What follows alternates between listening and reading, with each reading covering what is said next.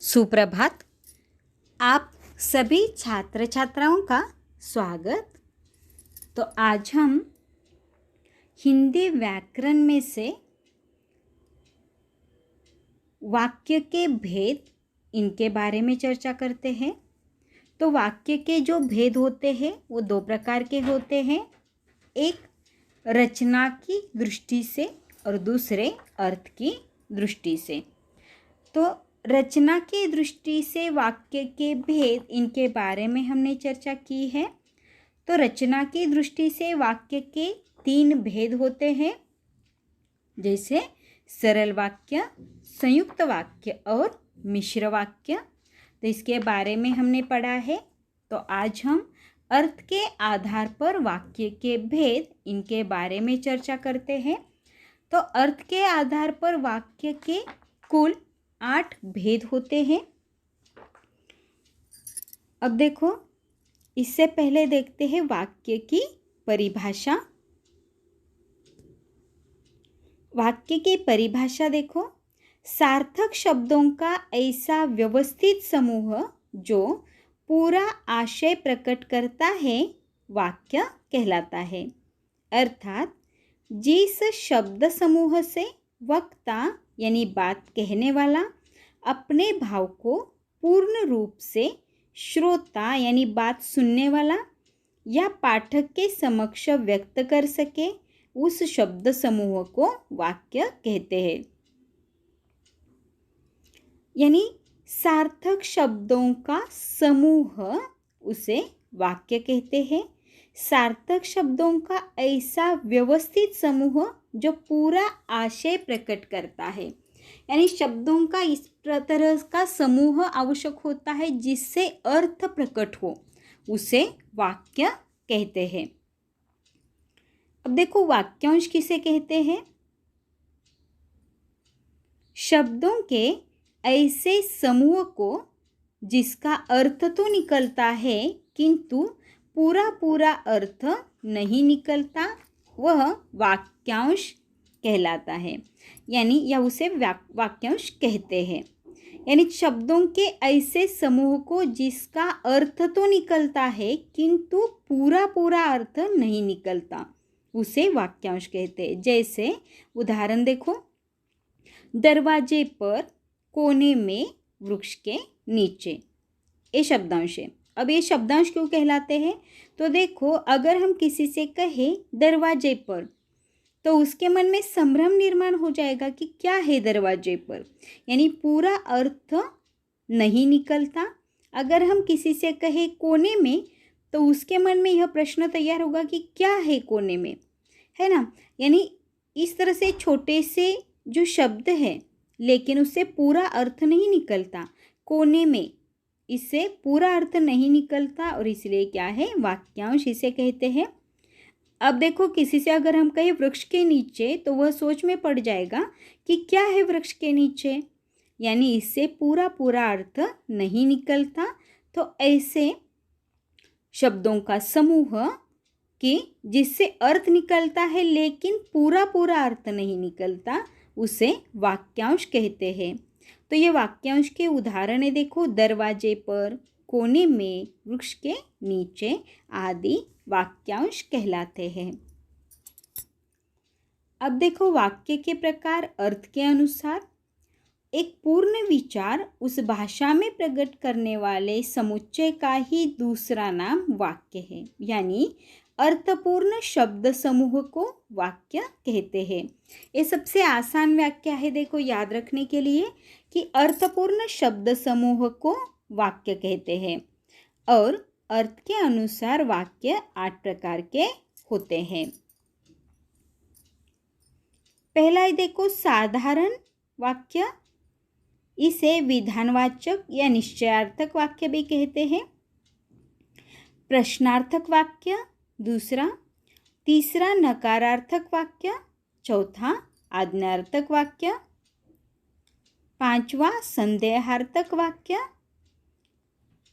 6 संभावनार्थक या आशीर्वाचनार्थक वाक्य, 7 संकेतार्थक वाक्य, 8 विस्मयादि बोधक वाक्य। ये अर्थ की दृष्टि से वाक्य के 8 भेद होते हैं। तो आइए आज हम इसके बारे में जानकारी लेते हैं। पहला है साधारण वाक्य। इसे विधानार्थक वाक्य भी कहते हैं। इसकी व्याख्या देखो। इस वाक्य में मात्र विधान होता है। सकारात्मक वाक्य को विधानार्थक वाक्य कहते हैं। ऐसे वाक्य में न, नहीं, मत का प्रयोग नहीं होता।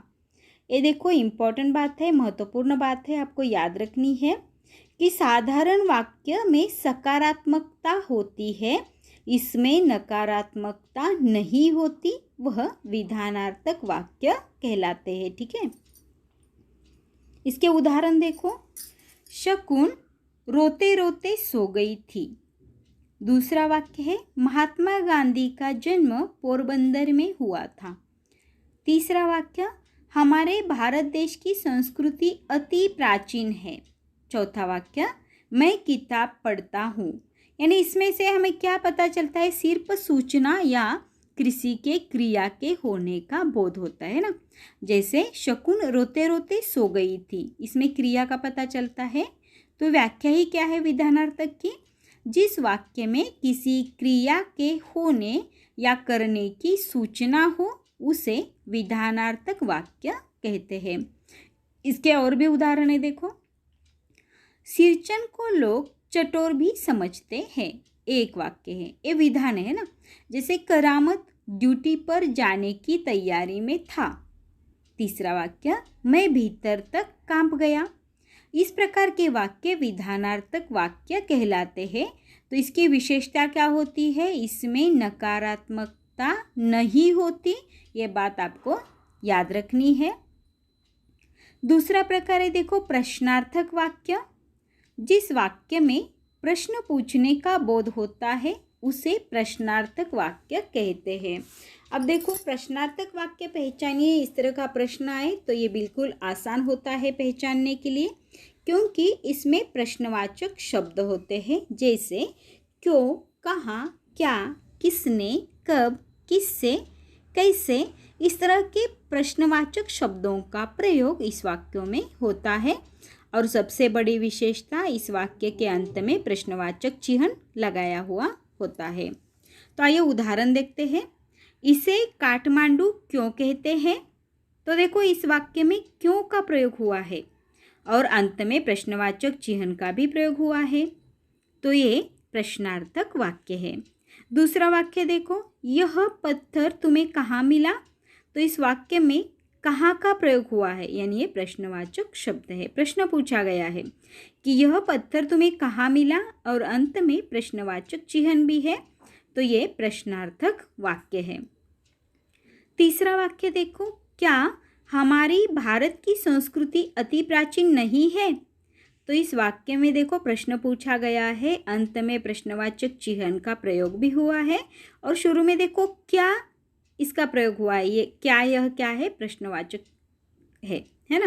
यानी प्रश्न पूछने के लिए इस प्रकार के शब्दों का हम प्रयोग करते हैं कि क्यों, कहाँ, किसने, कब, कैसे, किससे, क्या, इस तरह के शब्दों का हम प्रयोग करते हैं, तो वह प्रश्नार्थक वाक्य बन जाता है।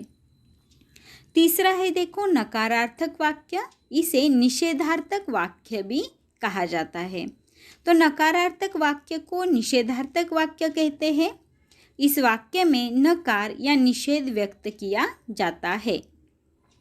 इस वाक्य में न, नहीं, मत का प्रयोग होता है। ये इसकी विशेषता है देखो नकारार्थक वाक्य की। यानी निषेधार्थक वाक्य निषेध करना यानी क्या, विरोध करना या नकार देना। तो इसमें देखो इस प्रकार के वाक्य में न, नहीं, मत का प्रयोग होता है। पहला प्रकार जो हमने देखा विधानार्थक वाक्य, उसमें सकारात्मकता होती है और उसके अपोजिट एक है देखो निषेधार्थक वाक्य, इसमें नकार होता है। तो न, नहीं, मत का प्रयोग ऐसे वाक्यों में होता है तो वह वाक्य निषेधार्थक वाक्य बन जाता है। जैसे उदाहरण देखो, तुम वहाँ मत जाओ। तो यहाँ पर देखो मत का प्रयोग हुआ है, यानी इससे नकार पता चलता है ना, तो ये नकारात्मक या निषेधार्थक वाक्य है। दूसरा है वे मेरे मूल्य नहीं जानते, इसमें भी नहीं का प्रयोग हुआ है तो ये निषेधार्थक वाक्य है। तीसरा वाक्य है पृथ्वी तारा नहीं है, इसमें भी नहीं का प्रयोग हुआ है, यानी नकार पता चलता है तो ये निषेधार्थक वाक्य है। न यह काम मत करो, यह चौथा वाक्य है। देखो तो इसमें न और मत का प्रयोग हुआ है, यानी काम मत करो इसके बारे में कहा गया है, यानी इसमें नकार हमें पता चलता है तो यह निषेधार्थक वाक्य कहलाता है। अगला प्रकार है देखो आज्ञार्थक वाक्य। जिस वाक्य में आज्ञा आदेश का भाव हो उसे आज्ञार्थी वाक्य कहते हैं। वाक्य में आज्ञा सूचित होती है, ये वाक्य हमेशा मध्यम पुरुष में होते हैं। तो इसकी विशेषता क्या है? सबसे महत्वपूर्ण, इसमें आज्ञा या आदेश व्यतीत या व्यक्त होता है, प्रतीत होता है, ठीक है। और किसी भी वाक्य में किसी ने की हुई आज्ञा सूचित होती है, वह आज्ञार्थक वाक्य कहलाते हैं। जैसे उदाहरण देखो, बेटा जीभ दिखाओ, यानी आदेश देना या आज्ञा देना किसी को, इससे पता चलता है कि बेटा जीभ दिखाओ, यानी इसमें क्या दी गए है? आदेश दिया गया है दिखाने का। तुम बाहर बैठो, यह इसमें भी देखो आज्ञा दी गई है कि तुम बाहर बैठो। तीसरा वाक्य देखो, दीपा बेटी तुम घर जाओ, यानी किसी के आज्ञा आदेश का भाव जिस वाक्य में प्रतीत हो वह आज्ञार्थक वाक्य कहलाता है। तो ये आज्ञार्थक वाक्यों के उदाहरण है। देखो, बेटा जीभ दिखाओ, तुम बाहर बैठो और दीपा बेटी तुम घर जाओ। इससे हमें आज्ञा या आदेश के बारे में पता चलता है और इसलिए ये आज्ञार्थक वाक्य कहलाते हैं। पांचवा है देखो संदेहार्थक वाक्य। संदेहार्थक यानी संदेहवाचक वाक्य भी इसे कहा जाता है। तो देखो, जब हम वाक्य में संदेह यानी शक सूचित करते हैं तब वह संदेहार्थक वाक्य बनता है, यानी हमें संदेह निर्माण होता है मन में, तो ऐसे वाक्य जो होते हैं वह संदेहार्थक वाक्य कहलाते हैं या संदेहवाचक वाक्य कहलाते हैं। उदाहरण देखो, इस समय पिताजी घर लौटे होंगे, यानी लौटे होंगे इसके बारे में हम पूर्ण रूप से नहीं जानते, इसलिए देखो इस वाक्य से हमें पता चलता है कि इस समय पिताजी घर लौटे होंगे, ने अंदाज़ा दिया है ना, घर लौटे होंगे, तो इससे संदेह निर्माण होता है, तो ये संदेहार्थक वाक्य है। दूसरा देखो, चाय आती ही होगी, यानी इसमें भी संदेह है ना, आती होगी या नहीं भी आती होगी, यानी जिसके बारे में मन में संदेह निर्माण होता है वह संदेहार्थक वाक्य कहलाता है। आज रमेश की परीक्षा खत्म होगी। अब देखो, खत्म होगी या नहीं होगी इसके बारे में पता नहीं चलता, तो इसलिए इसमें संदेह निर्माण होता है और इसलिए संदेहार्थक वाक्य है। अगला वाक्य देखो, शायद आज बारिश होगी। इसमें भी संदेह निर्माण होता है कि बारिश होगी या नहीं भी हो सकती है ना, तो इसीलिए ये संदेहार्थक वाक्य है, क्योंकि शायद शब्द का प्रयोग हुआ है इसमें। शायद आज बारिश होगी, यानी संभावना व्यक्त की गई है, हम 100% इसके बारे में नहीं बता सकते कि बारिश होगी ही, है ना। तो इस प्रकार के जो वाक्य होते हैं जिससे मन में संदेह निर्माण होता है वह संदेहार्थक वाक्य कहलाता है। अगला देखो संभावनार्थक या आशीर्वचनार्थक वाक्य। तो संभावनार्थक वाक्य किसे कहते हैं? तो देखो, जिस वाक्य द्वारा संभावना व्यक्त की जाती है उसे संभावनार्थक वाक्य कहते हैं। ऐसे वाक्य में मन की इच्छा, शुभ कामना या कर्तव्य, अनुमान की भावना प्रकट की जाती है, यानी मन की इच्छा उस वाक्य से पता चलती है, शुभकामना जब हम किसी को देते हैं या अनुमान की भावना प्रकट की जाती है, ऐसे वाक्यों को संभावनार्थक वाक्य कहते हैं, ठीक है। तो देखो इसके उदाहरण, वह जिए हजारों साल, ये क्या है? शुभकामनाएं है ना, तो ये क्या है? संभावनार्थक वाक्य है। भगवान तुम्हारा भला करे, इसमें भी मन की इच्छा के बारे में पता चलता है, तो ये संभावनार्थक वाक्य कहलाता है। आप कल हमारे यहाँ पधारे, यानी मन की इच्छा यहाँ पर पता चलती है इस वाक्य को पढ़ते ही, तो ये संभावनार्थक वाक्य है। यानी संभावनार्थक वाक्य की व्याख्या ही क्या है? ऐसे वाक्य में मन की इच्छा, शुभ कामना या कर्तव्य अनुमान की भावना प्रकट की जाती है। यानी जिस वाक्य द्वारा संभावना व्यक्त की जाती है उसे संभावनार्थक वाक्य कहते हैं। सातवां है देखो संकेतार्थक वाक्य या संकेतवाचक वाक्य भी इसे कहते हैं। इसकी व्याख्या देखो, इस वाक्य में संकेत होता है। संकेत यानी क्या? इशारा या इंगित करना। जैसे यदि, तो, जो, तो, जैसे संकेत अनुसार संकेतनुमा शब्द का प्रयोग इन वाक्य में होता है। उदाहरण देखते हैं। यदि तुम वहाँ होते तो झगड़ा न होता। अब देखो इसमें यदि और तो का प्रयोग हुआ है, यानी संकेत क्या मिलता है, इसे इशारा क्या मिलता है? यदि तुम वहाँ होते तो झगड़ा न होता। तो इस प्रकार के वाक्यों में इन शब्दों का प्रयोग किया जाता है और संकेत भी दिया जाता है कि यदि तुम वहाँ होते तो झगड़ा न होता। दूसरा वाक्य देखो, जो मुझे पहले यह मालूम होता तो मैं इस झंझट में न पड़ता। यानी संकेत मिलता है कि यदि मुझे, यानी वाक्य में देखो, जो मुझे पहले यह मालूम होता तो मैं इस झंझट में न पड़ता।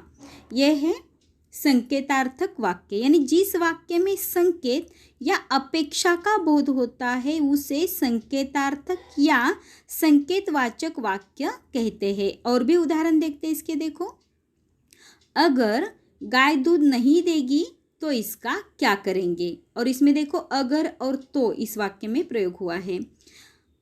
अगला वाक्य देखो, चुपचाप पड़ा रहूँगा तो कोई मिलने वाला तंग नहीं करेगा। यानी संकेत या अपेक्षा का बोध होता है।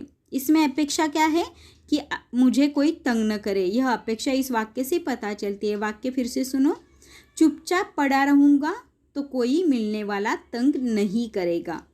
अगला वाक्य देखो, अगर अच्छा काम करोगे तो मोहर छाप वाली धोती दूंगी। एक वाक्य है तो इसमें भी अगर और तो का प्रयोग हुआ है। यानी संकेत मिलता है हमें कि अच्छा काम करोगे तो मोहर छाप वाली धोती दूंगी। यह एक वाक्य है। तो इस प्रकार के जो वाक्य होते हैं वह संकेतार्थक या संकेतवाचक वाक्य कहलाते हैं। ठीक है।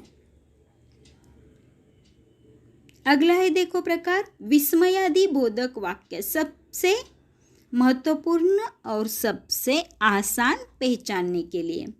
तो देखो इसकी व्याख्या क्या है।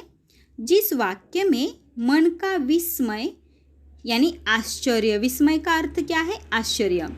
विस्मय, आश्चर्य, खेद आदि में से कोई भावना प्रकट होती है, ऐसे वाक्य को विस्मयादि बोधक वाक्य कहते हैं।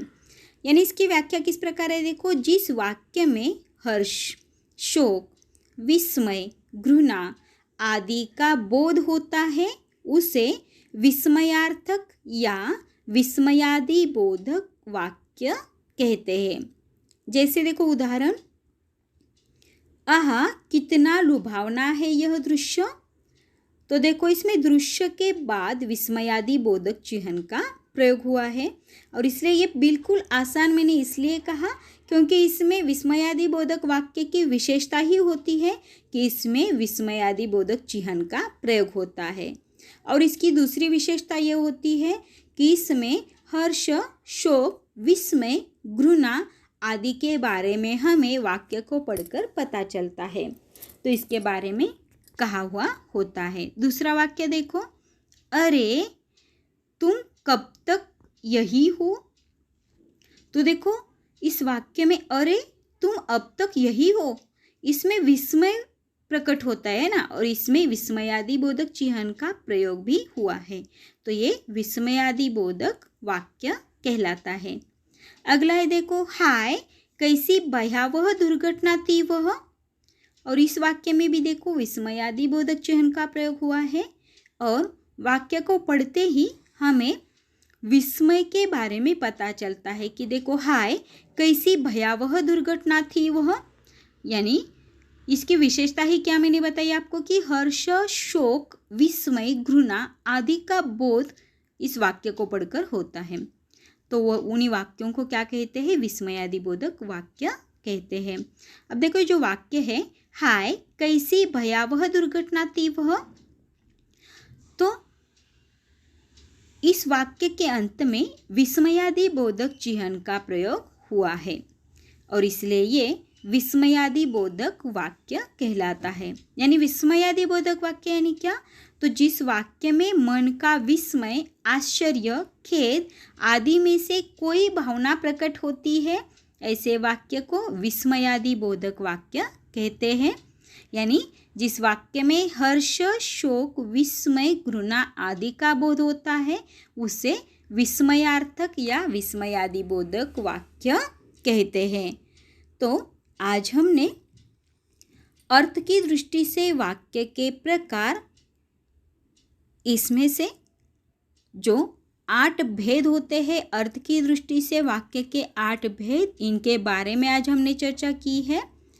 तो वाक्य की दृष्टि से या अर्थ की दृष्टि से वाक्य के जो 8 भेद होते हैं, विधानार्थक वाक्य, निषेधार्थक वाक्य, प्रश्नार्थक वाक्य, आज्ञार्थक वाक्य, इच्छावाचक या संदेहार्थक वाक्य, संकेतार्थक या संकेतवाचक वाक्य, विस्मयादिबोधक वाक्य, इन वाक्यों के बारे में हमने जानकारी ली है। तो फिर मिलते हैं अगले लेक्चर में, तब तक के लिए धन्यवाद।